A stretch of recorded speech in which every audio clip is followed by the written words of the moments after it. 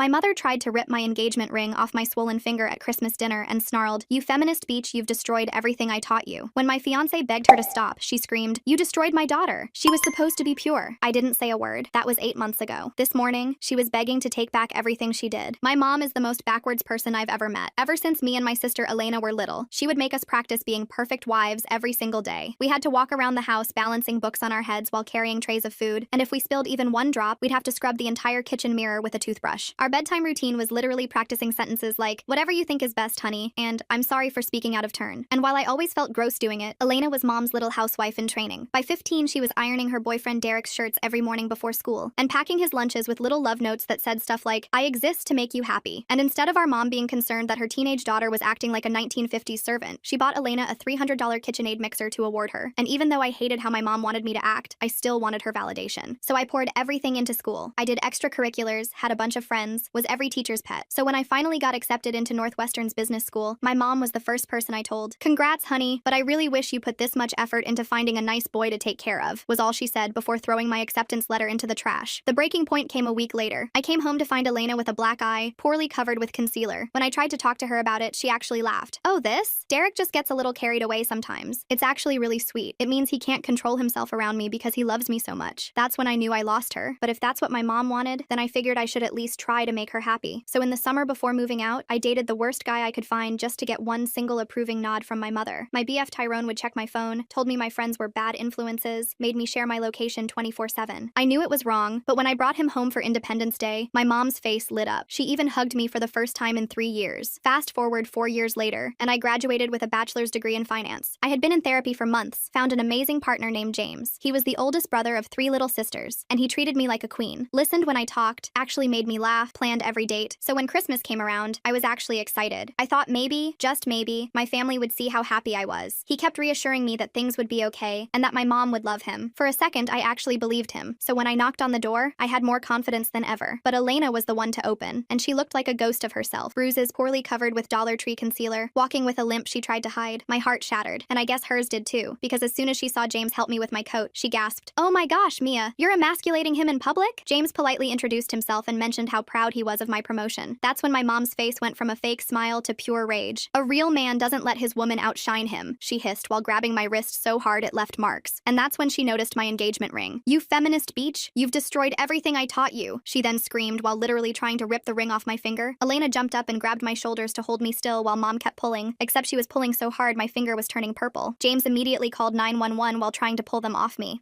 I figured by this point my parents would realize they were assaulting me, but no. My mom grabbed a kitchen knife and lunged at James. "You destroyed my daughter. She was supposed to be pure." Meanwhile, my finger felt like it was being torn off and I couldn't stop screaming. Luckily, the cops arrived fast, and by the time the paramedics checked me out, my finger was dislocated and deeply cut from the ring being forced off. By the time the substances wore off, I was furious. My mom kept calling me. James was telling me he's sorry for embarrassing me and asking me if I was sure I still liked him. But all the noise around me simply came in one ear out the other, because I was going to have a relationship with James, and I was going to make my family back off. And make my family back off I did. I blocked every single number. Mom, Elena, even distant relatives who might pass messages. James helped me change all my passwords and set up new email accounts. My hands shook as I deleted years of photos from my phone, but each deletion felt like cutting a rope that had been strangling me. The first week was quiet, too quiet. I threw myself into work, staying late at the office to avoid thinking about what happened. My finger still throbbed where the ring had been forced off, and James bought me a simple chain to wear it on until the swelling went down. My coworkers noticed the bandage, but I just said kitchen accident and changed the subject. Then Thursday morning, my boss McCatherine called me into her office. She had this weird expression, like she'd eaten something sour. "Mia, I received a concerning call about you yesterday. Your mother claims you stole family heirlooms worth thousands of dollars." My stomach dropped. I gripped the armrest of the chair until my knuckles went white. "That's not true. I haven't taken anything from them." She also mentioned you might be having some mental health challenges, said you've been acting erratically, that your boyfriend is controlling you. McCatherine leaned back in her chair, studying me. "Now, I've worked with you for 2 years. This doesn't sound like you, but I had to ask." I pulled out my phone with trembling fingers and showed her the police report from Christmas. Her eyes widened as she read about the assault, the dislocated finger, the knife. "I'm trying to get a restraining order. She's lying because I cut contact." McCatherine's face softened. "I'm sorry you're dealing with this. But Mia, she called 3 times yesterday. My assistant fielded 2 more calls this morning. If this continues, it could affect your promotion review." I left her office feeling sick. 3 years I'd worked for that promotion. 3 years of 60-hour weeks, perfect presentations, bringing in new clients, and my mother was trying to destroy it with a few phone calls. James was waiting in the parking lot with coffee and my favorite sandwich. He'd started doing that, showing up when he knew I'd need support. "How bad?" he asked as I I slumped into the passenger seat. She's calling my work, making up lies about theft and mental problems. I took a shaky sip of coffee. McCatherine believes me for now, but if this keeps up, we're filing harassment charges today, James said firmly. My sister Ashley works at a law firm. She can help us figure out the paperwork. Ashley turned out to be a godsend. She was the middle sister, sharp as a tack with wild curly hair and a no-nonsense attitude. She sat us down at her kitchen table that evening with a stack of forms and a recorder. Document everything. Every call, every contact attempt, every lie. We're building a paper trail. I spent hours writing out dates and incidents while Ashley organized everything into neat folders. James sat beside me, occasionally squeezing my shoulder when my hand cramped from writing. By the time we finished, we had 20 pages of documentation going back years. This is good, Ashley said, scanning through everything. Shows a clear pattern of escalation. We'll file first thing tomorrow. But my mother escalated faster than we could file paperwork. Saturday morning, I woke to pounding on our apartment door. Not knocking, pounding. James checked the peephole and immediately pulled me back into the bedroom. Stay here. It's the police. My heart hammered as he went to answer. I could hear muffled voices. Then James saying loudly, no, she's not being held against her will. This is harassment. I threw on clothes and walked out to find two officers in our living room. The older one looked tired, like he'd dealt with this too many times. Ma'am, we received a report that you're being held hostage by your boyfriend. Your mother says he's abusing you. She's lying. My voice came out steadier than I felt. I have a police report from where she assaulted me on Christmas. She dislocated my finger trying to rip off my engagement ring. I showed them the report, the photos of my injured hand, the documentation Ashley helped us prepare. The officers exchanged looks. The younger one actually sighed. Third wellness check this week that turned out to be family drama. Ma'am, you might want to consider a restraining order. We're working on it, James said. After they left, I couldn't stop shaking. James made tea while I sat on the couch, wrapped in the blanket his grandmother had made. She told our neighbors I'm abusing you. Mrs. Chen was watching through her peephole when the cops came. The next few days blurred together. More calls to my work, more police visits. My mother had apparently made friends with several neighbors, spinning tales about her poor daughter trapped by a controlling man. Mrs. Chen started avoiding me in the hallway. The guy from 3B asked James if everything was okay at home, with this look like he was ready to throw hands. Then Elena started calling. Not my number. She knew I'd blocked her. She called James's phone, leaving voicemails that he'd play for me with the volume low. Mia, this is all your fault. Derek left me. He said our family is too much drama, that it makes him look bad. You ruined everything. If you just played along, none of this would have happened. Her voice sounded slurred in the messages, like she'd been drinking. You think you're so much better than us with your fancy degree and your feminist boyfriend, but you're going to end up alone, just like me. Derek was the only man who ever loved me, and you drove him away. I wanted to scream that Derek was an abuser, that she was better off without him, but what was the point? She'd made her choice long ago. The harassment charges were filed on a Tuesday. Ashley walked us through every step, making sure we had copies of everything. The clerk at the courthouse looked at our stack of evidence and whistled low. This is thorough. Good job documenting. But filing charges just made my mother more creative. Thursday afternoon, McCatherine called me in again. This time, she looked genuinely concerned. Mia, I need to tell you something. Your mother has been calling other departments. She told accounting you embezzle. She told HR you sell substances in the parking lot. She even called our biggest client claiming you've been stealing their data. I sank into the chair, feeling like the floor had dropped out. I'm so sorry. I have harassment charges filed. I'm trying to stop her. I know. I've spoken to legal and they're aware of the situation. But Mia, she paused, choosing her words carefully. The promotion committee meets next week. This kind of disruption, even though it's not your fault, it doesn't look good. I left work early, sitting in my car in the parking lot trying not to cry. 3 years of work, about to be destroyed because my mother couldn't accept that I wanted a different life. When I got home, James was on the phone with Ashley. His face was grim. She started telling people in your hometown that you joined a cult. My mom just got a call from her hairdresser asking if it's true that I'm a cult leader who brainwashed you. I laughed, but it came out hysterical. A cult? That's her explanation for me not wanting to be abused? Apparently feminism is the cult, Ashley said through speakerphone. She's telling everyone you've been indoctrinated by radical feminists at college and James is your handler or something. The calls kept coming. The lies got wilder. My mother claimed I was on substances, that I was pregnant with another man's baby, that James was forcing me into prostitution. Each story was more outrageous than the last, but people listened. People always listen to a crying mother worried about her daughter. My promotion review was pushed back indefinitely. McCatherine tried to be supportive, but I could see the strain in her face every time my mother's calls disrupted the office. Security had to start screening calls. The receptionist began recognizing my mother's voice and hanging up immediately. Then came the wedding planning. James and I had decided on a simple courthouse ceremony. After everything with my family, a big wedding felt like inviting disaster. We picked a date 3 months out, filed the paperwork quietly, and told only his sisters and a few close friends. But somehow, my mother found out. I was at work when Ashley called, her voice tight with anger. Mia, does your mother have a cousin who works at City Hall? Because someone just told her about your marriage license application. My blood ran cold. Cousin Thon, he works in records. Well, Cousin Thon just became an accessory to harassment. Your mother knows your wedding date, time, and location. James picked me up from work early. We drove straight to the courthouse to see if we could change the date, but the clerk shook her head. You'd have to reapply, pay new fees, wait another 3 days, and if someone's already checking records, they'll just find the new date too. We sat in the courthouse lobby, trying to figure out options. Eloping to Vegas felt like running away. Having security at a courthouse wedding felt insane. But what choice did we have? We stick to the plan, James said finally. Let her show up. Let her make a scene. More evidence for the restraining order. But I knew my mother. A scene was exactly what she wanted. The weeks leading leading up to the wedding were a special kind of hell. The police visits increased. My mother had perfected her concerned mother act, showing up at our apartment complex at all hours to tell anyone who'd listen that her daughter was in danger. The property manager started sending us warnings about disturbances. Elena's voicemails got nastier. You know Derek's brother Brandon is single? Mom thinks he'd be perfect for you. A real man who knows how to keep a woman in line, not like that pathetic excuse you're with. I played the message for Ashley during one of our legal prep sessions. She shook her head in disgust. Save everything. The judge needs to hear how they talk about you. Work became my only escape, but even that was tainted. I'd catch coworkers whispering, see the pitying looks when they thought I wasn't watching. My mother had called so many times that everyone knew my business. The drama girl with the crazy family. 2 weeks before the wedding, James's parents offered to let us stay with them, just until things calmed down. His mom, O'Catherine, said gently, "You both look exhausted." We packed essentials and moved into their guest room. It felt like hiding, but at least the police couldn't find us there for wellness checks. At least my mother couldn't pound on the door at 3 a.m., but she found other ways. My work email started getting flooded with responses to job applications I hadn't sent. Apparently, I'd applied to every adult entertainment venue in the city. The emails were explicit, asking about my experience and willingness to perform. It had to get involved to trace the source. The applications came from an IP address registered to your childhood home, the IT guy told me quietly. Might want to change all your passwords again. James helped me lock down everything. New passwords, two-factor authentication, security questions my mother couldn't guess. But the damage was done. People at work looked at me differently now, wondering what kind of person attracts this level of drama. A week before the wedding, McCatherine called me in one last time. "Mia, I'm going to be straight with you. The promotion is off the table for now. Not because of your performance, but the board feels this situation has become too disruptive. Maybe next year, once things have calmed down." I nodded, not trusting myself to speak. 3 years of work, gone, because my mother couldn't accept that I didn't want to be abused. James held me that night while I cried angry tears into his chest. His sisters surrounded us, Ashley reviewing legal documents while the youngest, Victoria, made endless cups of tea. They'd become the family I'd always wanted, supportive and kind and normal. "We could postpone the wedding," James suggested gently. "Wait until the restraining order goes through." No, I wiped my eyes, feeling something harden inside me. She's taken my promotion. She's not taking this too. The morning of our wedding dawned gray and drizzly. Perfect weather for what was about to happen. Ashley had arranged for courthouse security to be on alert. James's parents and sisters would be our only guests, our witnesses to whatever chaos my mother had planned. We arrived early, going through security and finding our assigned courtroom. Every footstep echoed in the marble hallway. Every opening door made my heart race. But for 20 minutes, nothing happened. Just us and the people who actually loved us, waiting for our turn with the judge. Then the doors burst open. My mother stormed in wearing her best church dress, the one she saved for trying to impress people. Behind her was Elena, glassy-eyed and unsteady, and a man I'd never seen before who must have been Brandon. He looked like Derek, but softer, like someone had put Derek's face on a teddy bear. "Stop this blasphemy right now," my mother's voice echoed off the walls. "My daughter is clearly not in her right mind." Security moved immediately, but my mother was faster. She grabbed my arm, nails digging in through my sleeve. "Mia, baby, this isn't you. This man has poisoned your mind. Brandon here is willing to forgive everything, to take you back to the right path." Brandon stepped forward with this rehearsed smile. "Hi, Mia. Your mother's told me so much about you. I think we could be really happy together. I know how to handle a strong-willed woman." James moved between us, his voice deadly calm. "Let go of her. Now." "You shut your mouth." My mother whirled on him. "You're not man enough for my daughter. You let her work. Let her think she's equal. Brandon knows a woman's place." Security finally reached us, pulling my mother back. She fought them, screaming about brainwashing and cults and feminism destroying families. Elena stood there swaying, occasionally adding slurred comments about real men and proper wives. "Ma'am, you need to leave," the security guard said firmly. "You're disrupting court proceedings." "I'll contest this marriage," my mother shrieked as they dragged her toward the door. "She's mentally incompetent. Feminism has poisoned her mind. This isn't legal." The doors closed on her threats, but we could still hear her screaming in the hallway. The judge, who'd watched the whole thing with raised eyebrows, cleared his throat. "Would you like a few minutes?" "No," I said, surprising myself with how steady my voice was. "We'd like to get married now." The ceremony was short and sweet. James's family cried happy tears while we exchanged rings, the same rings my mother had tried to destroy. When the judge pronounced us married, I felt something inside me finally break free. Not broken, but free. We were walking out, officially married, when Ashley's phone rang. She listened for a moment, then her face went pale. "That was my office. Your mother just submitted paperwork trying to get power of attorney over you. She's claiming you're mentally incompetent due to feminist indoctrination." I stopped in the middle of the courthouse lobby, feeling the weight of it all crash down. The harassment, the lost promotion, the constant attacks, and now this. My own mother trying to legally control me because I wouldn't submit to abuse. She listed Elena as a supporting witness. Ashley continued, "They're claiming you need intervention before you hurt yourself or others." James's hand found mine, solid and warm and real. His family surrounded us, protective and furious on my behalf. And in that moment, I made a decision. "Okay," I said, squaring my shoulders. "If she wants a legal fight, she'll get one. I'm done running. I'm done hiding. She wants to prove I'm crazy? Let her try." Ashley smiled, sharp and lawyer-like. "Good, because I've been documenting everything. Every call, every lie, every police visit. We're going to bury her in evidence." As we left the courthouse, officially married and ready for war, I thought about the girl I used to be, the one who practiced saying, "Whatever you think is best, honey," until the words felt like poison in her mouth. That girl was gone, replaced by someone who knew her worth. My mother had tried to break me. Instead, she'd helped forge me into someone stronger, someone who wouldn't apologize for existing. The war was just beginning, but for the first time, I was ready to fight. The next morning, Ashley had us in her office by 8 a.m. She'd pulled in favors to get an emergency consultation with her firm's senior partner, a woman named McCatherine, who specialized in family law and harassment cases. McCatherine reviewed our documentation with laser focus, occasionally making notes in the margins. Your mother's power of attorney filing is concerning but poorly executed, McCatherine said, tapping her pen against the desk. She's claiming mental incompetence based on ideological differences. No judge will take that seriously, but we need to respond aggressively. She outlined our strategy while I took notes with shaking hands. File counter documentation from my therapist. Gather character witnesses from work. Submit evidence of my academic achievements and professional success. Build an overwhelming case that I was not only competent, but thriving despite my family's interference. James squeezed my hand under the table. What about the harassment at her workplace? Can we use that? Absolutely. In fact, it strengthens our position. McCatherine pulled out more forms. We're going to file for an emergency restraining order based on the courthouse incident and workplace harassment. The power of attorney attempt shows escalation. We spent 3 hours in that office, signing documents and providing evidence. The retainer fee made me wince. There went half my savings for the honeymoon we'd planned. But what choice did I have? That afternoon, I returned to work to find McCatherine waiting by my desk. My stomach sank. Had my mother called again? Mia, we need to talk about yesterday, she said, but her expression was softer than I expected. It finished their investigation. Your mother sent those inappropriate job applications from her home computer. We're pressing charges for identity theft and cyber harassment. Relief flooded through me. Thank you. I'm so sorry about all of this disruption. Stop apologizing. McCatherine's voice was firm. You're being stalked and harassed. HR wants to implement new security protocols. Your mother and sister are banned from the premises. If they show up, security will call the police immediately. But my mother was always 2 steps ahead. 3 days later, I was presenting quarterly reports to our biggest client when the conference room door burst open. My mother stood there in her Sunday best, Elena beside her looking hollow-eyed and desperate. There she is! My mother's voice filled the room. My poor daughter who's been brainwashed by feminists. We're here to save you, honey. The clients, 2 older men in expensive suits, looked between us in shock. I stood frozen, my presentation remote slipping from my hand. Mia needs help, Elena added, her words slightly slurred. She's been poisoned against her family, against God's plan for women. Security arrived within minutes, but the damage was done. My mother managed to shout about my mental illness and dangerous lifestyle before being dragged out. Elena stumbled after her, crying about how I'd ruined her life. The clients left immediately. The contract worth $2 million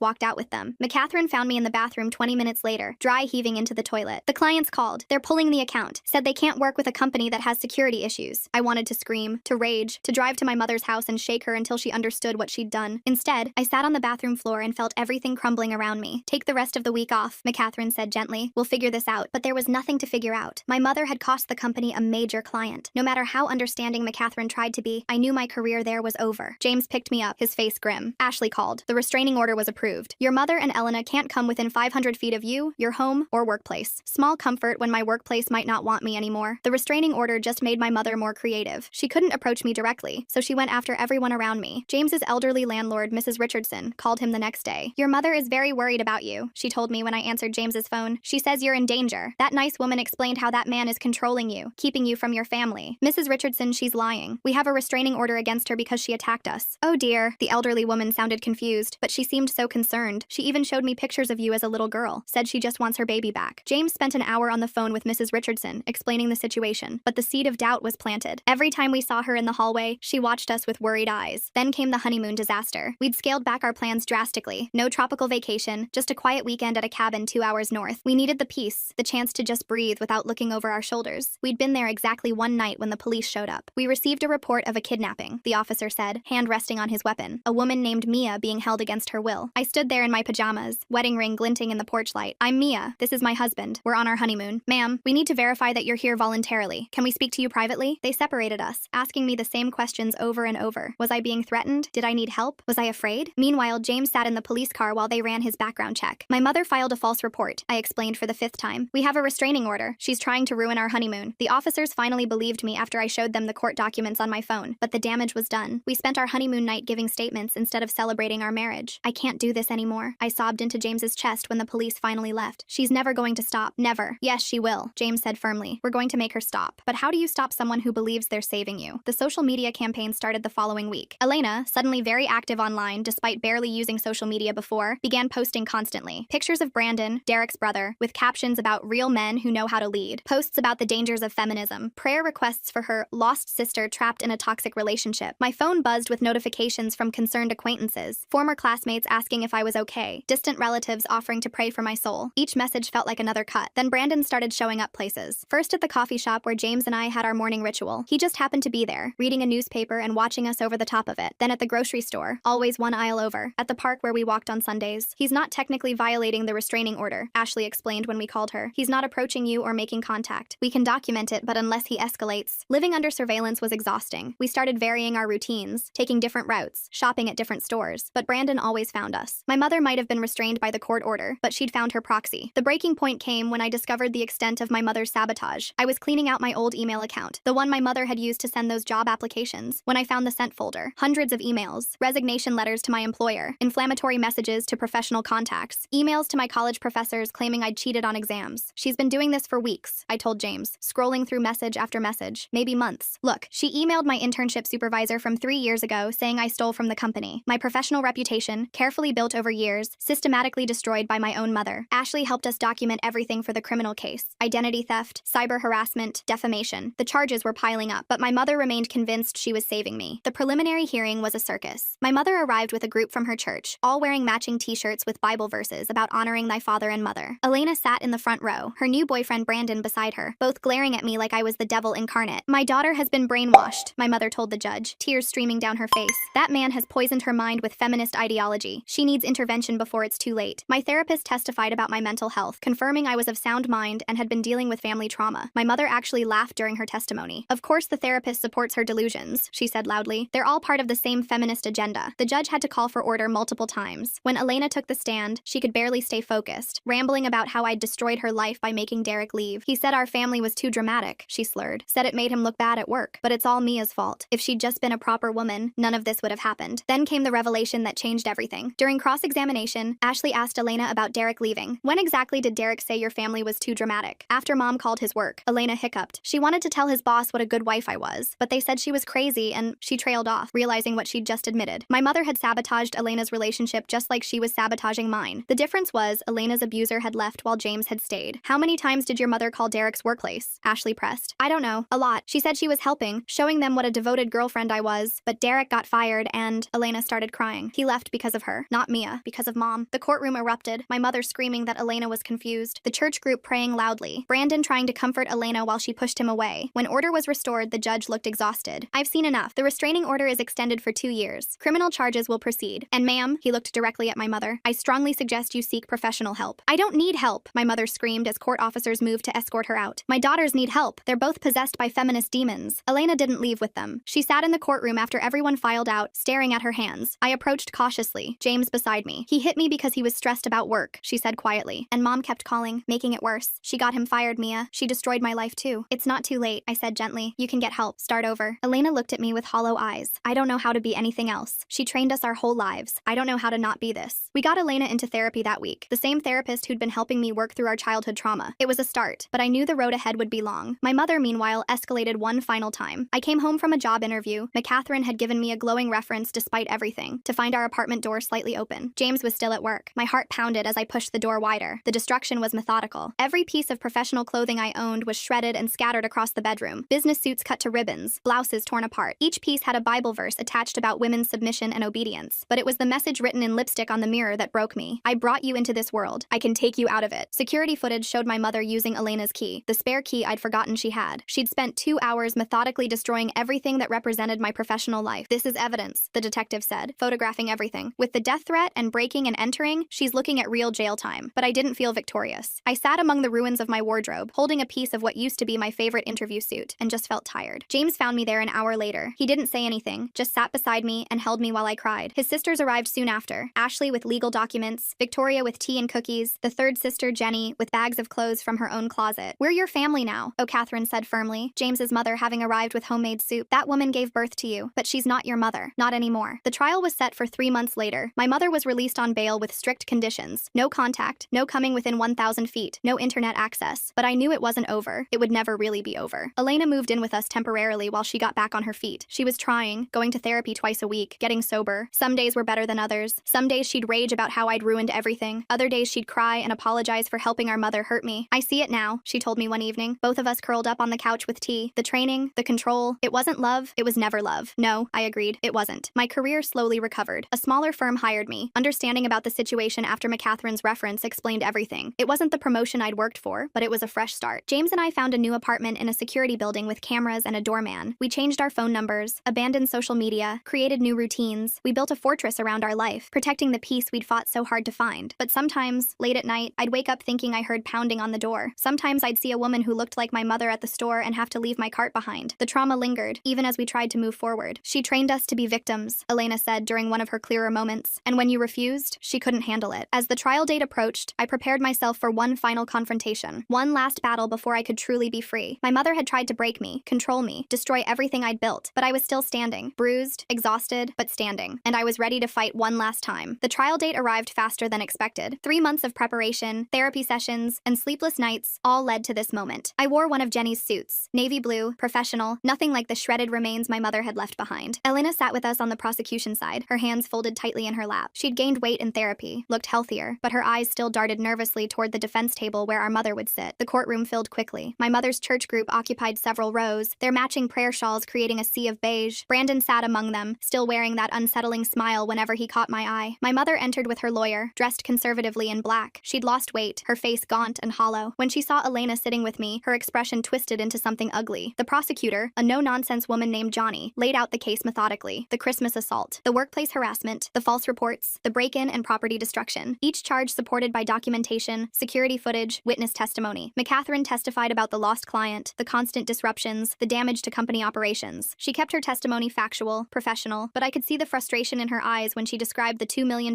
contract walking out the door. Mrs. Richardson took the stand next, explaining how my mother had approached her multiple times, crying about her kidnapped daughter. The elderly woman seemed confused by the whole situation, kept asking the judge if she'd done something wrong by listening. Then came the security footage from my apartment. The courtroom watched in silence as my mother methodically destroyed every piece of professional clothing I owned. The precision of it, the time she took attaching Bible verses to each ruined garment. When the camera caught her writing the death threat on the mirror, several jury members visibly recoiled. My mother's defense was exactly what I expected. Her lawyer painted her as a concerned parent, driven to extremes by worry for her daughter's safety. They brought character witnesses from her church, each testifying about what a devoted mother she'd always been. She just loves her daughters so much, one woman testified. Sometimes that love makes people do desperate things. But the prosecution had Elena. My sister took the stand on day 2, wearing a simple dress that covered the fading bruises on her arms. She spoke quietly at first, describing our childhood training. The books balanced on our heads, the practiced phrases of submission, the way our mother rewarded compliance and punished independence. She called Derek's workplace 17 times, Elena said, her voice growing stronger. I counted later, went through his phone records, 17 times telling his boss what a good girlfriend I was, how I ironed his shirts and packed his lunches. They fired him for the disruption. The defense attorney tried to shake her testimony, suggesting she was confused, manipulated by me, but Elena held firm. My mother didn't save me from Derek. She drove him away with her interference, just like she's trying to destroy Mia's life. The only difference is Mia found someone strong enough to stay. My mother couldn't contain herself. She stood up, pointing at Elena. You ungrateful child. I gave you everything. I taught you how to be a proper woman. The judge called for order, threatened contempt charges, but the damage was done. The jury had seen the real woman behind the concerned mother mask. I testified last. Johnny walked me through everything chronologically, letting the evidence speak for itself. When we reached the part about the destroyed wardrobe, she had me identify pieces of clothing from the evidence photos. This was my interview suit, I said, holding up a photo of navy fabric cut to ribbons. I wore it to every important meeting for 3 years. And this? Johnny held up another photo. My Northwestern graduation dress. My mother didn't attend the ceremony, but I kept the dress anyway. The defense's cross-examination focused on my radical feminist beliefs and how I'd abandoned family values. They tried to paint me as an ungrateful daughter who'd chosen career over family. Isn't it true you refused to date men your mother approved of? The defense attorney asked. My mother approved of men who controlled and monitored me. So yes, I refused. And you chose to pursue a career instead of starting a family? I chose to pursue both. I have a career and a loving marriage. They're not mutually exclusive. The jury deliberated for 6 hours. Elena and I waited in a small room with James and Ashley, drinking terrible courthouse coffee and jumping every time the door opened. My mother's church group held a prayer circle in the hallway until security made them move to the lobby. When the verdict came, I gripped James's hand so tight I probably cut off circulation. Guilty on all counts. Criminal harassment, cyber harassment, identity theft, breaking and entering, property destruction over $5,000, making criminal threats. My mother's face went white. She turned to stare at me as the judge read the sentences. 2 years for the combined harassment charges, 18 months for breaking and entering, 1 year for property destruction, 3 years for the death threat, to be served concurrently, with possibility of parole after 18 months. Additionally, the judge continued, the defendant is ordered to pay full restitution for damaged property and lost wages. The existing restraining order will be extended for 10 years upon release. They led my mother away in handcuffs. She didn't scream or cry, just stared at me with hollow eyes. The church group filtered out slowly, some crying, others muttering about injustice. Brandon lingered, approaching despite Ashley stepping protectively closer. This isn't over, he said quietly. Your mother was trying to save save you. Someone needs to continue her work. That sounds like a threat, Ashley said, already pulling out her phone. Would you like to repeat it for the police?